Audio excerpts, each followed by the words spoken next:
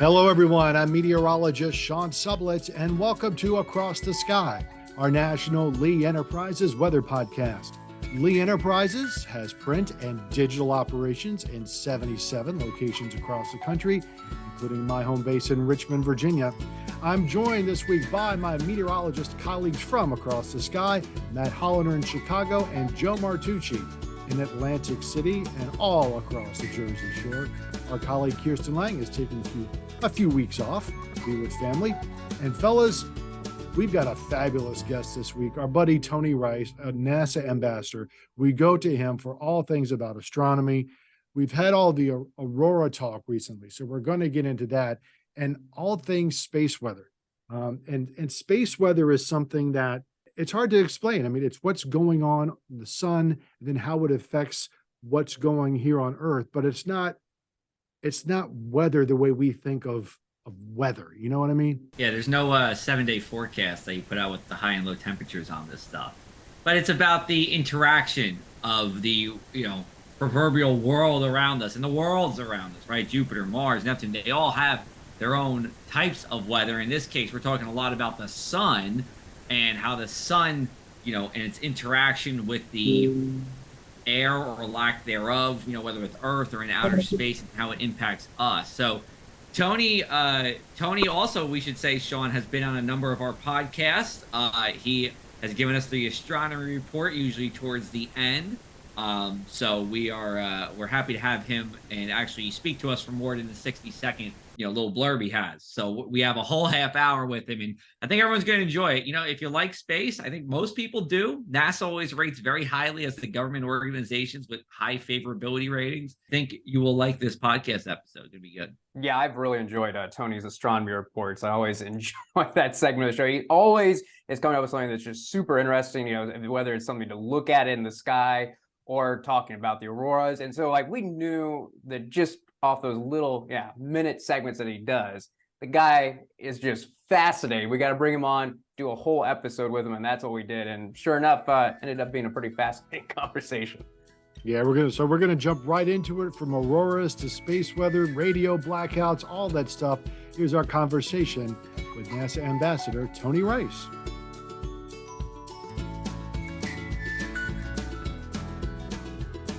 Our guest this week is Tony Rice, NASA Ambassador, which means does a lot of education and outreach about astronomy and space science. Tony, thanks for taking some time with us on the Across the Sky podcast. It's good talking to you again, man. Yeah, it's been a little while since we've run into each other. I appreciate the invite. You bet. Before we get into all the good stuff, auroras, GPS, coronal mass ejections, can you explain to the listeners what a NASA ambassador is? So it's a volunteer program through NASA's Jet Propulsion Laboratory, and it dates back to the Galileo probe, actually, and was an outreach program that was started on that. It's really expanded a lot. And what we do is just basically try to get people interested in all the cool things that are happening in the sky. And there's ambassadors all over the country. So if you are a meteorologist, a broadcast meteorologist, go on the JPL website and look for NASA ambassadors and reach out to your local ambassador, especially if you're a teacher or a scoutmaster or anybody that's working with formal and informal education. Reach out to your local ambassador, and they can bring some really cool resources in and share some really cool things, not just about astronomy, but about all these cool missions that are happening right now that are teaching us so much about the universe. There is so much. The auroras have gotten a lot of press recently, and with good reason, and I do want to get into those. But first, I want to step back about the cause of the auroras in the first place. We know Earth has this magnetosphere, and it bends in particles and stuff like that. But I want to go back to the sun first, kind of where the energy is coming from. These come from things called solar flares, coronal mass ejections. Can you tell people what the difference between those two events are?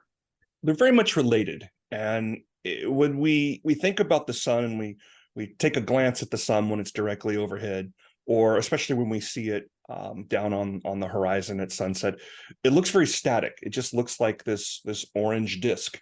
there on the horizon. But the sun is a very, very dynamic thing. It rotates like our planet rotates too. So we're keeping an eye on all this dynamicism that's going on there. You might have heard of sunspots. We probably heard of some solar flares. You mentioned coronal mass ejections. There are all of these things that are going on there that when they reach a peak, when they reach kind of a critical mass, they can create events that are very much going to impact us here on the Earth. So a sunspot is actually a cooler spot on the surface. I'm using the surface very very generously because this is, of course, a boiling hot gases there on the surface of the sun. That cooler spot, all this energy is coming up from the center of the sun. Hello, everyone. I'm meteorologist Sean Sublette, and welcome to Across the Sky, our national Lee Enterprises weather podcast. Lee Enterprises has print and digital operations in 77 locations across the country, including my home base in Richmond, Virginia. I'm joined this week by my meteorologist colleagues from Across the Sky, Matt Holiner in Chicago and Joe Martucci in Atlantic City and all across the Jersey Shore. Our colleague Kirsten is taking a few weeks off to be with family. And fellas, we've got a fabulous guest this week, our buddy Tony Rice, a NASA ambassador. We go to him for all things about astronomy. We've had all the Aurora talk recently, so we're going to get into that and all things space weather. And space weather is something that it's hard to explain. I mean, it's what's going on in the sun, and then how it affects what's going here on Earth, but it's not weather the way we think of weather. You know what I mean? Yeah, there's no 7-day forecast that you put out with the high and low temperatures on this stuff. But it's about the interaction of the, proverbial world around us and the worlds around us, right? Jupiter, Mars, Neptune, they all have their own types of weather. In this case, we're talking a lot about the sun and how the sun, and its interaction with the air or lack thereof, whether it's Earth or in outer space, and how it impacts us. So Tony also, we should say, Sean, has been on a number of our podcasts. He has given us the astronomy report, usually towards the end. So we're happy to have him and actually speak to us for more than the 60-second little blurb he has. So we have a whole half hour with him, and I think everyone's going to enjoy it. If you like space, I think most people do. NASA always rates very highly as the government organizations with high favorability ratings. I think you will like this podcast episode. It'll be good. Yeah, I've really enjoyed Tony's astronomy reports. I always enjoy that segment of the show. He always is coming up with something that's just super interesting, whether it's something to look at in the sky or talking about the auroras. And so we knew that just off those little minute segments that he does, the guy is just fascinating. We got to bring him on, do a whole episode with him, and that's what we did. And sure enough, ended up being a pretty fascinating conversation. Yeah, we're gonna jump right into it, from auroras to space weather, radio blackouts, all that stuff. Here's our conversation with NASA Ambassador Tony Rice.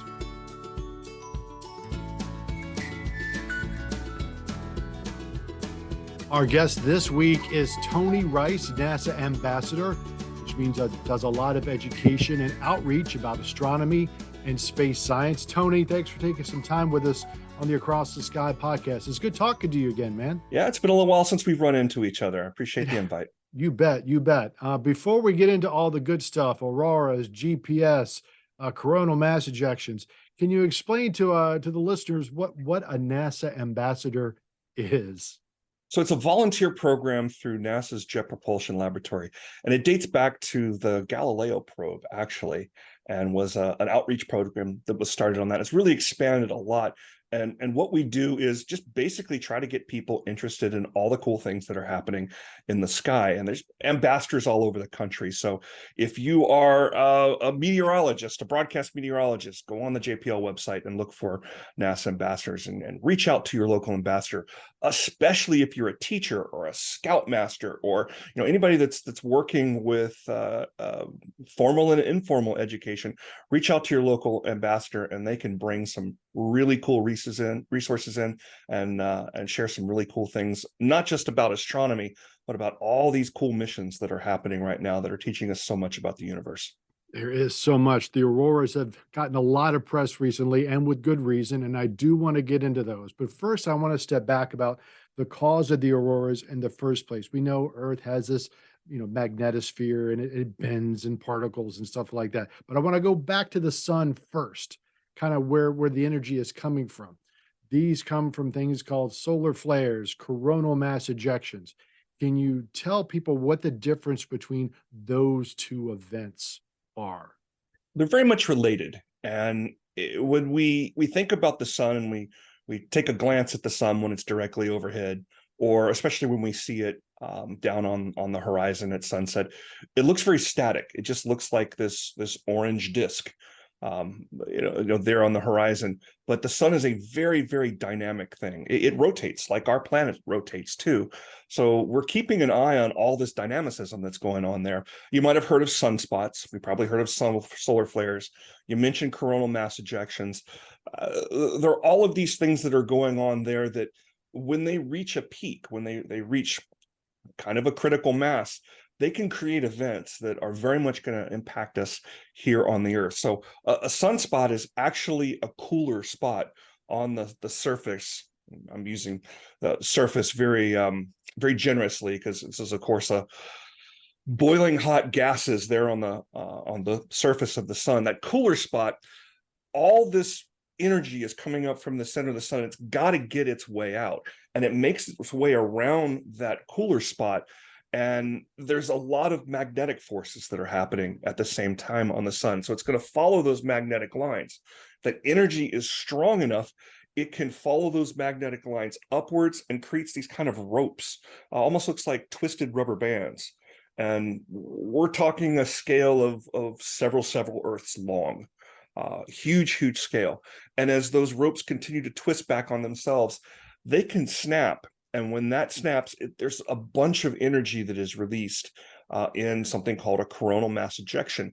And it's going to push the normal amount of solar wind that happens all the time, just that energy and the particles that are being pushed out by the sun, just by it continuing to burn its fuel, it's going to push it out in a much more violent fashion and create some of the effects that I'm sure we're going to talk about here in the next couple of minutes. Okay, so how is that a little different from a flare? So that is a flare. Yeah, so that's the flare. That's the flare, and a coronal mass ejection is a very significant flare, we'll call it. Okay, all right, very cool. I just continue to walk us through the process here, because we have this huge, it's a big pulse of magnetic energy, right, that's coming towards Earth, right? And so the Earth's magnetic field is helping to drive these auroras. But what would happen if the Earth didn't have that magnetic field? Well, we'd all see auroras. That's one thing. And we'll talk about why the upper latitudes are the ones that see them most often. If the magnetic field didn't exist, we'd all see auroras. But also, all of you would be out of a job because we'd have no atmosphere. There'd be no meteorology. We'd be Mars. And that's one of the big things about all the talk we have about going to Mars that sometimes gets glossed over is Mars doesn't have an appreciable atmosphere. It's like 1/100th that of Earth. And the reason it doesn't have an appreciable atmosphere is because it does not have that magnetic field that we have here on Earth. So picture Earth. Now picture a big, Sean will appreciate this because I'm going to use a Southern reference. I think you've got it up there in New Jersey. I don't know if you've been blessed with it yet in Chicago, but picture a giant Krispy Kreme donut. Really big, Earth-sized donut. A couple of those. Okay, you're in good shape then. Yes. So picture a giant Krispy Kreme donut surrounding Earth, and we're down in that hole. That is the shape of the magnetosphere, roughly. It's a torus. It's this donut shape, and it's not perfectly shaped because that solar wind actually causes the backside of the donut to stretch outward. But anyway, so as the solar wind is coming in and all that energy, all that magnetism and the charged particles and all of that, it's being deflected away from particularly the lower latitudes. Now, the upper latitudes, that magnetosphere is, as the name suggests, it's magnetic.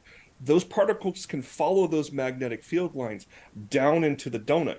And as it moves farther down into the donut, that's when we start to see more effects of it, such as the aurora. So, we had this big aurora event just about, what day was it? I believe it was April 23rd going into the 24th. That Sunday night. And here in New Jersey, we're about 40 degrees latitude, north latitude here. We did actually get to, quote unquote, see the aurora, but many people, I think, were disappointed that they couldn't see it with a naked eye. You can only see it with a long exposure camera, at least in the southern part of the state where I am. Tell us about, in that specific event, how far south could you have seen that aurora, both with and without the naked eye? Because it really captured the attention of the country that Monday. This was a naked eye event farther up into the upper latitudes. Let me ask you this one question. The pictures that you saw, that long exposure that you saw, was it overhead or was it closer to the horizon? It was closer to the horizon. It was in Wildwood, New Jersey, which is actually just about 39 degrees north latitude if we're really splitting hairs. But I did actually get a report, Tony, up in the far northwest corner of the state, about 41 degrees latitude, that you could very faintly make it out with the naked eye there. So I'm wondering if that was about what you heard of across, your findings over that day. The most beautiful pictures I saw were actually taken near Asheville, North Carolina. So visibility was that far south, but again, those were long exposures.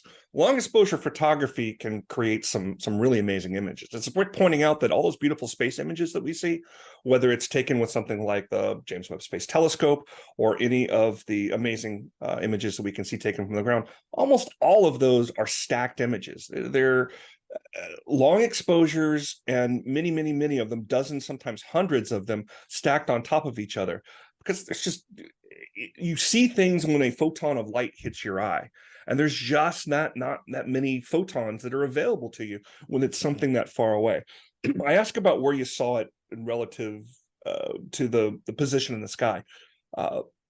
What you were seeing there in New Jersey was probably directly overhead, much even closer to the Canadian border. These things are happening very high up, even past the stratosphere. So when you see something that low on the horizon, know that you're actually looking quite a bit farther away, and that's the reason it appears so low. Also keep in mind, I mentioned looking at the sun directly overhead, how very bright it is. Now we can look at it when it is sunset, because we're looking through 40, 50, 60, 80 thicknesses of atmosphere there. So when you see it on the horizon, it's so very much dimmer because you're looking through so much more atmosphere. And that's causing those photons not to make it to your eye. They'll make it to your camera lens, and your camera lens can have a whole lot longer exposure than your eye can. So you're really up against the distance there. And I'll just say too, Tony, that long exposure camera was also taken by a fellow NASA ambassador. His name is Chris Bakley, who's over here in Cape May County. And it was a phenomenal photo he took. But I appreciate the insight into that, because I was curious too. And that's not something you can walk out with your iPhone and snap a picture of. Not yet, Those right? kind of images take a lot of practice to do right. It's beyond me. I really lean on a lot of friends that are really into that to get some of those incredible pictures that I share myself on Twitter and other places. And Tony, with this most recent event, was there anything for us to be concerned about? Of course, you get these wonderful images and everybody gets excited about seeing something they usually don't get to see. But then the other thing that usually is associated with it is the buzzword, a solar storm. So was there any danger to anywhere on the planet with this most recent event? And what kind of a solar storm would we be talking about to really cause disruptions and problems? Aware, yes. Concern, no. And the word solar storm, it aligns really well with, we'll call it terrestrial meteorology. Y'all are not the only ones making predictions out there. We've got our Space Weather Prediction Center, also run by NOAA, that is watching these kind of things. Nothing to be concerned about there for most folks, but these kind of impacts, when we see the additional auroral activity and see it that far south, the reason it is making that far south is because it's diving deeper into that donut that I was talking about. It has the energy to push further south. And that additional energy does create some additional risk for particularly something like an airline pilot or even the passengers that would be flying in one of those polar routes. I know there's a lot of polar routes that are flown out of Chicago into some of the Chinese destinations and other parts of Asia. uh, airlines will delay and sometimes even forego a flight that's going polar, that's following a polar route, when there is a solar storm that is predicted because of the increased radiation exposure. So disruptive for the airlines, what about communication, as far as like GPS communication, satellite communication? Does it interfere? Could there be a solar storm capable of disrupting cell phone signals, for example? What would it take for that to happen? Or is it not possible at all? Probably not cell phone signals, because most of the impacts are happening in the upper atmosphere. There are two areas. You mentioned one of them. GPS is one. High frequency communications, particularly the ones that the airlines use when they're flying over water, when they don't have towers near them. They will communicate using high frequency radio. It's up to individual planes to report their positions to each other. Some of that's done via satellites as well. GPS signals can be disrupted by solar storms because of what these storms do to the atmosphere. They can make the upper atmosphere denser. They can make it more lumpy. And that's going to introduce errors into the GPS signals that could cause a GPS blackout for a period of time. And we've got to remember that in today's world, GPS isn't just something we use to get to the grocery store in our cars. It's critical to aviation. It's even critical to agriculture. So many of the tractors now are driven by GPS, and they're planning things, and they are they're watering, they're fertilizing based on down to the centimeter level of accuracy. And when that's lost, farmers are parking these tractors for a period of time until the solar storm threat is over. Yeah, I want to talk more about those when we come back after the break. But before we toss to break, Tony, one other question I wanted just to get out there is about the colors of the aurora. I mean, my understanding is that, you have high energy particles. They're coming into the atmosphere. They slow down, and depending on what the gas is, once they release the energy, it comes out in a photon of light. Is that about right, or is there something a little more accurate about that?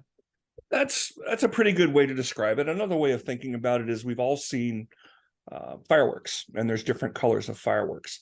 It's different elements that are reacting in the upper atmosphere in the case of the aurora, and that those are the elements that are a part of the atmosphere itself.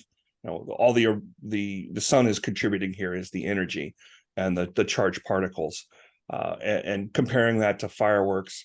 The fireworks themselves are made up of different elements, so they burn different colors. Is green nitrogen or oxygen? I get them mixed up. I'd have to look it up. I don't know off the top of my head. That's fine. That's why we have Google. All right. So we're going to take a quick break. And then on the other side, I want to talk more with Tony Rice, our NASA ambassador, about space weather and some of the other issues that space weather presents for life here on Earth. So stay with us. We'll be right back with more on the Across the Sky podcast.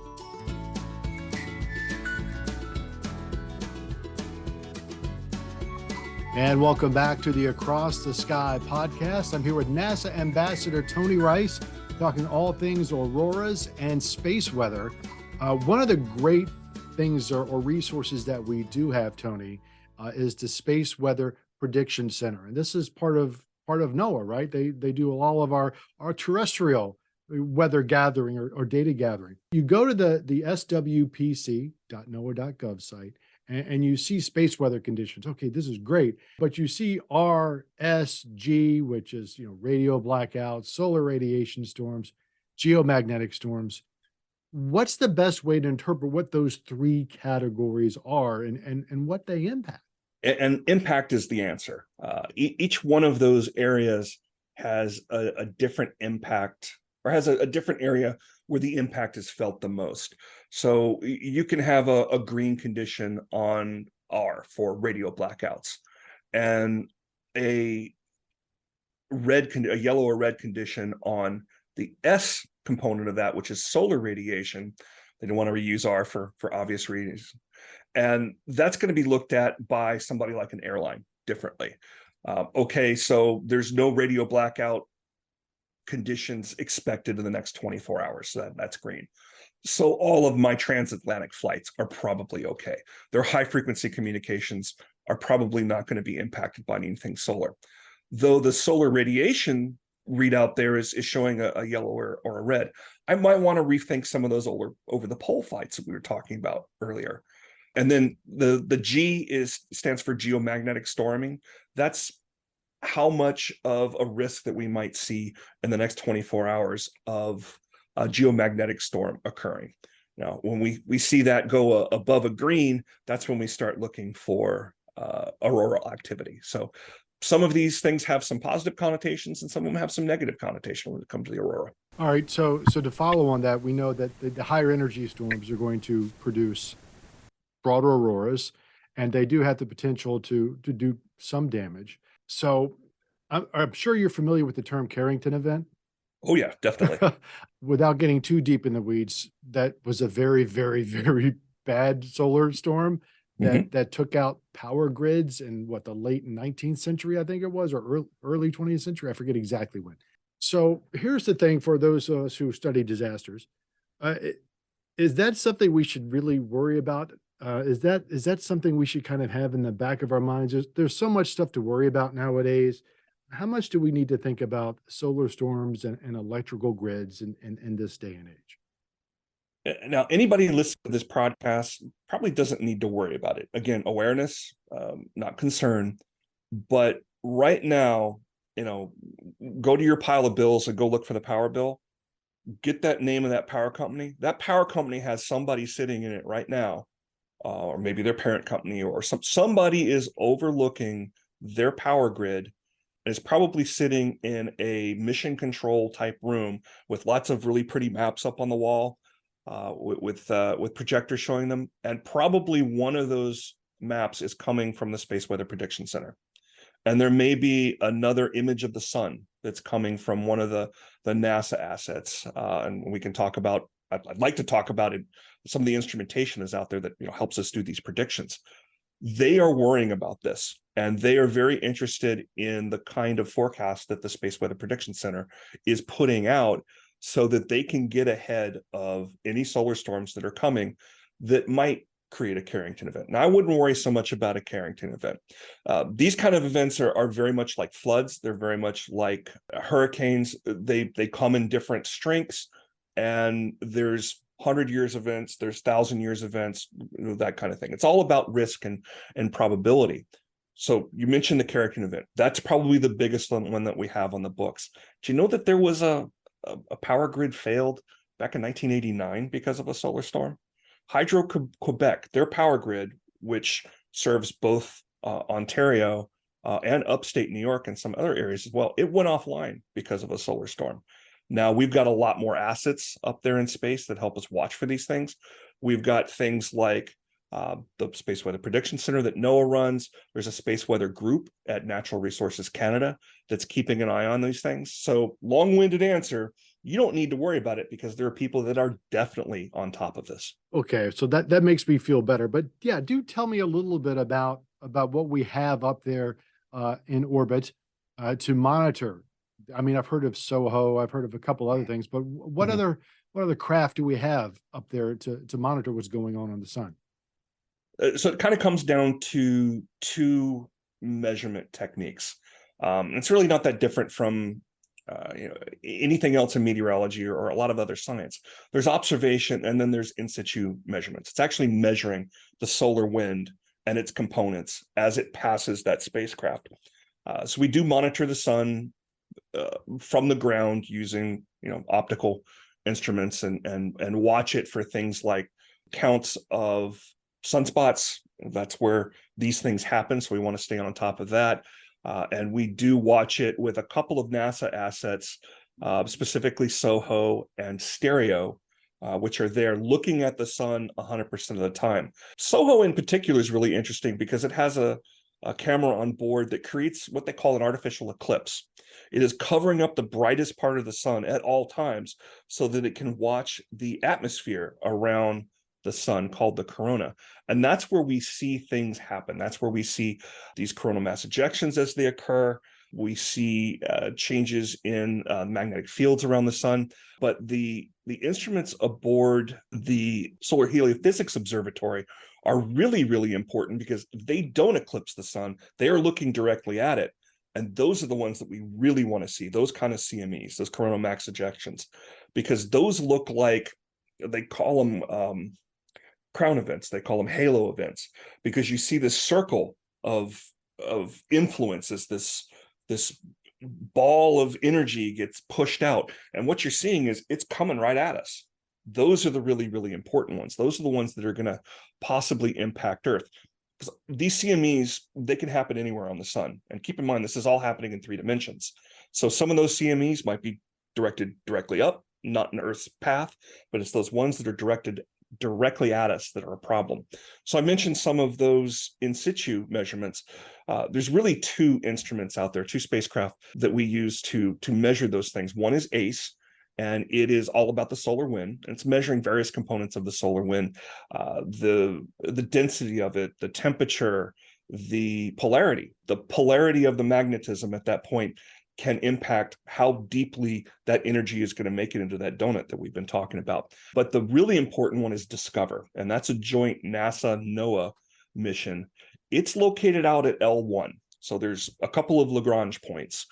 They're points of balance. Really great place to put a spacecraft because it's the point of balance of gravity between the sun and the Earth. L1 is where Discover is. It's between the Earth and the sun. And we've also got the James Webb Space Telescope is out at one of the other L points. We can kind of think of these like buoys, buoys out in the ocean that are waiting for that solar wind to pass over. And until that solar wind or CME or all those charged particles that the sun has spit out wash over that Discover spacecraft, we really don't have a super good idea of what is about to hit us, and can't really make really pinpoint predictions or descriptions of what that is made up of, again, until it passes over that. So less than a day's warning is a way to look at it too, because it's about 1 million miles out, which is not a whole lot when you're talking the distance between the Earth and the sun. Real quick, before I toss it to Matt, let him go. So if we can detect one on the sun, at least we see something's out there. Then it has to pass the Lagrange point, and then we have the final warning. But how fast is the solar wind going when we have one of these CMEs? Is it, I mean, it's not light speed, obviously. They vary. Is it, they is vary. it a couple of days? I mean, what is the variance in the speeds of these things? The fastest ones can make it to Earth in about 15 hours, and the slower ones 4 or 5 days. And that's part of what is, it's one of the components of the predictions, based on what we're seeing during that event optically through SOHO or stereo or SDO. And Tony, you mentioned the word eclipse, and immediately in my mind, I'm thinking the next total solar eclipse next year, next April. I happened to see the one in 2017. I got in the path of totality, and it was absolutely incredible. It's one of those moments that I'll just never forget. It is literally one of those jaw-dropping moments. You can't overstate it. It was truly amazing. And so I definitely want to check out the next one because I want to repeat that feeling and that moment of awe. So what can you tell us about next year's total solar eclipse? Well, I think that's a whole show right there. We should come back and talk about that because I've got some tips and tricks from folks that go out to see every one of these, because it is very dependent on the weather, on what kind of experience or what experience you're going to have at all. So we got 2 coming up, actually. We got one in October, and that is going to be an annular solar eclipse. There was just an annular eclipse a week or 2 ago that was visible down in Australia.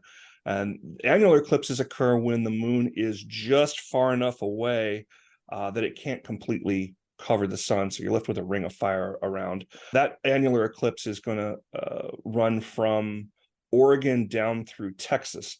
Now, when you're thinking of will be April of 2024, that's going to run through Mexico, enter Texas, go up through kind of the Ohio Valley, and then out through the Canadian Maritimes. So we can have a whole long discussion about that. It is impossible to overstate how cool a total solar eclipse is. I totally agree with you there. And I think, yes, we're going to have a follow-up episode as we get closer with lots of tips and tricks for how to take advantage of it. Maybe also how to deal with the traffic, because that was also an issue with the last one. It was incredible traffic. Get there early, plan to stay late. That is really the only advice. So yeah, I think we'll have another episode as we get closer to that event. Joe, what do you have? Yeah, so it's not so much about eclipses, but I'll keep it on the sun here. So I saw that we have an increase in solar activity. We'll continue to see that through 2025.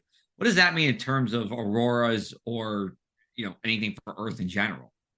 We're probably going to see more auroras and farther south.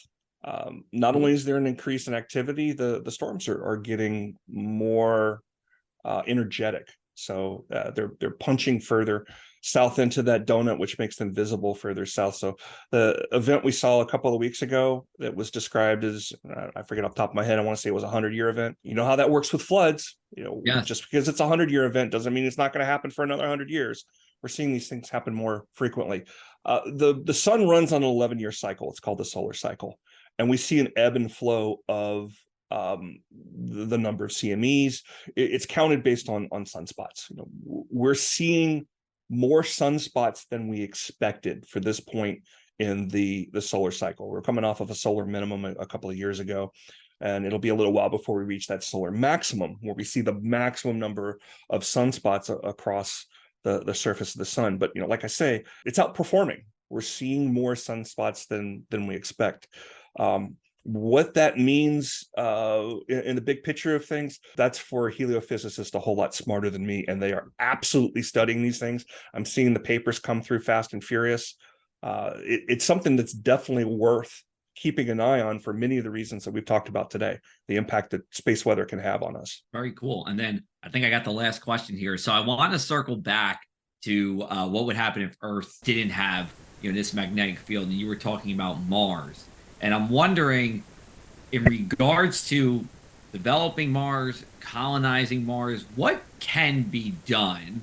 We don't talk about how much money it'll take, but what could be done to actually make Mars habitable in regards to them not having any kind of real magnetic field? Yeah, I've seen a lot of proposals thrown out there, everything from, bringing the atmosphere with us to purposely creating a greenhouse effect by releasing a nuclear weapon and punching a bunch of dust up into the atmosphere. I think, this is me speaking, I think the thing that makes the most sense to me is probably going underground. It's probably using the soil itself as that tool for blocking the radiation. Standing here on Earth, everybody, whether you're taking a flight to London or you're just working at home like all of us have done for the past what seems like decade, we're getting the equivalent of a chest X-ray about every 20 days.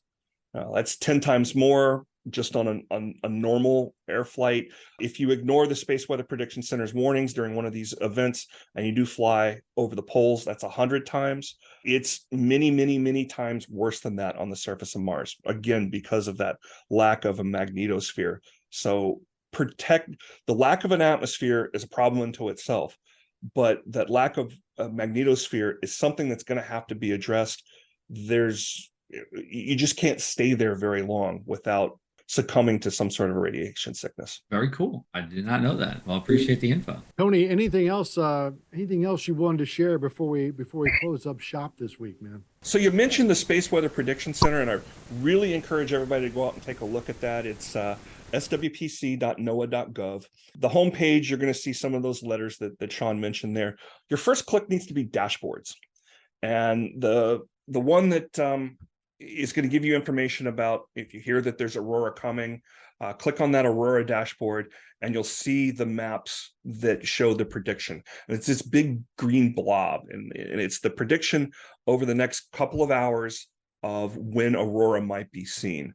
Note that red line there, the red line that is beneath that green blob, that is your horizon line. If you're above that red line, look to your northern horizon, you might be able to see it. Some of the other dashboards that are there that are worth looking at are the Space Weather Enthusiast. That's kind of got a bunch of different readouts from some of these satellites we talked about, but click on some of the others: emergency management, aviation, electrical power, global positioning. This will give you an idea for how these things are being looked at and what the impacts are to these various areas. What the electrical power dashboard is probably on the wall in that mission control in your local power company that I mentioned earlier. So it's a great resource. There's some media and resources. There's some videos that NOAA has created that talk more about this and educate more about the different components of space weather. Tony, thanks so much, man. Where can people find you on social media and to learn more about the stuff you do? So I'm RTP Hokie, Hokie. I'm a proud Virginia Tech alum. I wear it very well. So I'm RTP Hokie on Twitter. And you can also reach out to me through JPL, through the Solar System Ambassadors website there. And if there's any broadcast meteorologists listening, I love to get in touch with you guys and visit with you and try to get some of this information out so that you can spread it out to your communities as well. It is always good to let people know what's up in the sky. That's kind of our mantra here as well. Tony, thanks so much for joining us. We are absolutely going to have you back in front of the 2024 solar eclipse, because I'm going to go see it. I just don't know where yet. Texas. That's what I'm thinking, because I don't want to be a place that's going to be climatologically cloudy. So that's Yes. my concern for sure. I thought we all said we were staying at Matt's mom's house in San Antonio. Yeah, San Antonio. Can we agree on that?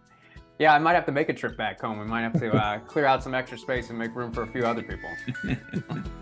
All right, we're going to let Tony go, and we'll be back with a few more closing thoughts on our Across the Sky podcast.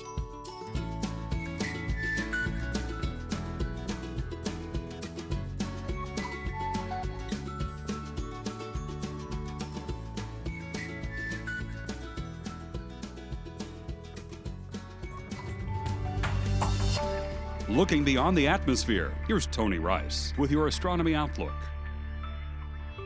NOAA Space Weather Prediction Center forecasted another moderate geomagnetic storm this past Sunday evening. You might have noticed that these tend to be coming a little more often, prompting many to wonder what's going on. It's a very natural upswing that we see every solar cycle. A solar cycle is an 11-year ebb and flow of activity on the sun. It's measured by a count of sunspots. Sunspots are cool spots on the sun's surface that all that energy coming out of the core must route around, and this creates some stress on the magnetic fields, causing filaments and prominences many times longer than the Earth is wide to either fall back onto the solar surface and be reabsorbed, or sometimes break, causing coronal mass ejections, or CMEs.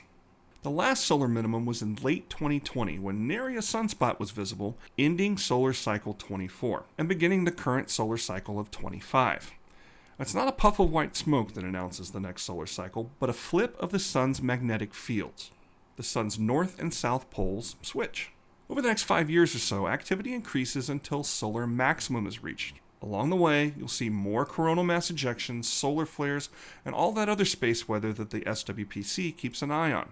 Though most of the spacecraft and methodologies used to drive those forecasts are relatively new, the technology to monitor those sunspots has been around a long time. And when you look across the 400 years of records that are available, there are cycles that appear within those cycles. Solar maximums have tended to get more maximum for a couple of solar cycles, and then less so for a few more solar cycles. Interestingly, they also tend to vacillate between big solar maximums and then smaller solar maximums. Keep in mind that these are separated by 11 years. The patterns